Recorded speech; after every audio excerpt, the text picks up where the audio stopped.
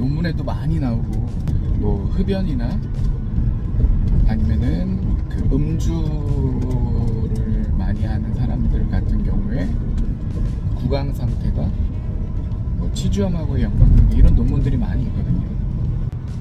이제 예를 들어서 물어보시는 분들이 담배를 피우는 사람 같은 경우에 그 잇몸에 염증이나 아니면 치은염, 치주염이 잘 발생이 되나요? 라고 이제 질문들을 해주시는데, 그거와 아울러서 음주하고 치은염이나 치주염과의 관계를 많이 궁금해 하시잖아요. 그거에 대한 해답은 약간 모호하긴 합니다. 우리가 많은 논문들을 찾아보면요, 그 담배하고의 흡연과 치주염 인과관계는 뭐 많이 이제 원인이 밝혀져서 담배는 무조건 안 마셨습니다. 그러니까 담배는 100개 무익하다고 생각하시면 되고요. 대신에 음주하고의 관계를 많이들 궁금해 하시는데, 이거는 완전히 제가 생각하는 내용이니까 그냥 뭐 제 말에 동의하시는 분들은 그냥 들어주시고, 동의하지 못한다 그러면 딴지 오지 마시고요. 논문들에 보면 음주를 하는 사람들과 음주를 하지 않는 사람들 그룹으로 나누어서 그 사람들의 이제 뭐 잇몸 안에 그 치주염 세균이라든지 아니면은 구강질환, 치주염의 발생 빈도라든지 이런 거를 많이 한 논문들은 굉장히 많거든요.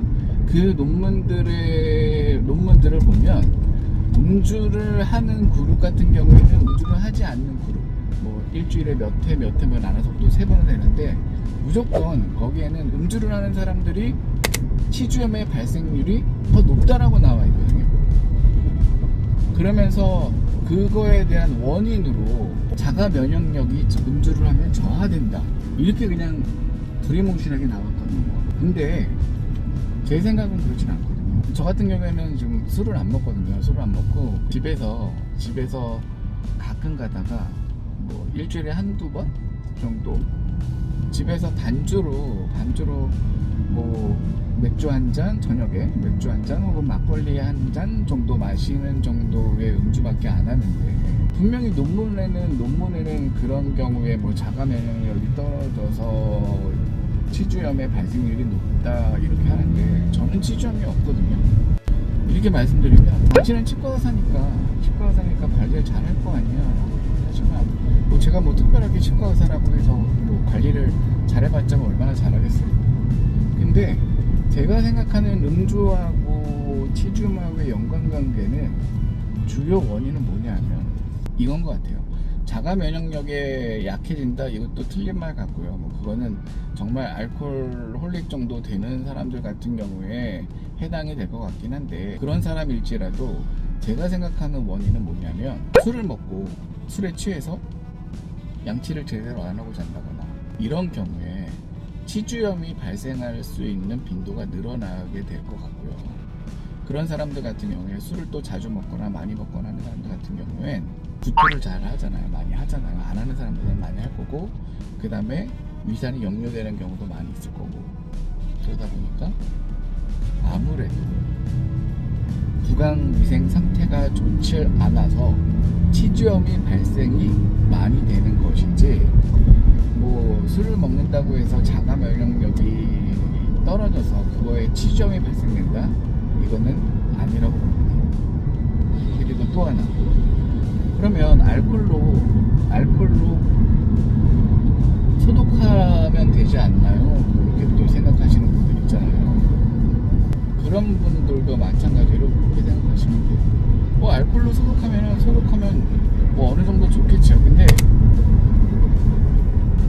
그 소독하는 것보다 알코올을 먹고 나서 양치 안 하면 더 많이 세균이 번식한다고 그렇게 생각하시는 게 맞는 것 같아요.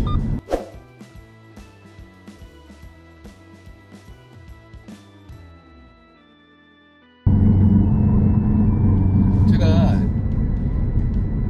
뭐 전편에 음흉하게 누누이 300원이 지불되었습니다. 어떻게 관리해라, 못 쓰지 마라 이런 거 했잖아요. 그래서 요즘 제가 하는 방법 약간 업그레이드 됐거든요. 최종적으로 얘기를 해드릴게요. 최종적으로 어떻게 하냐면 아침에 일어나서 저는요 미세모 칫솔이나 음파 칫솔로 잘 닦고요. 잘 닦고 그 다음에 워터픽 구강 세정기로 한번 쭉 돌립니다. 그러고 나서 점심 때는 점심 먹고 나서 그냥 냇물이나 가글액이나 해서 우글우글 가글을 한다거나 아니면 또 시간적인 여유가 있다거나 조금 개운하지 못할 경우엔 그냥 치과에 있는 음파 칫솔이나 미세모 칫솔로 한번 가볍게 닦습니다. 그리고 집에 가서 저녁 시간에 자기 전에 저녁 먹고 잠들기 전에 마찬가지로 음파 칫솔로 한번 닦고요. 그 다음에 미세모 칫솔로 또 가볍게 한번 마지막 닦아주고 그 다음에 마지막으로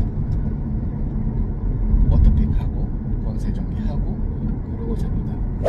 그리고 절대로 치실 안 쓰고 치간 칫솔 안 쓰고 그 다음에 전동 칫솔 안 씁니다.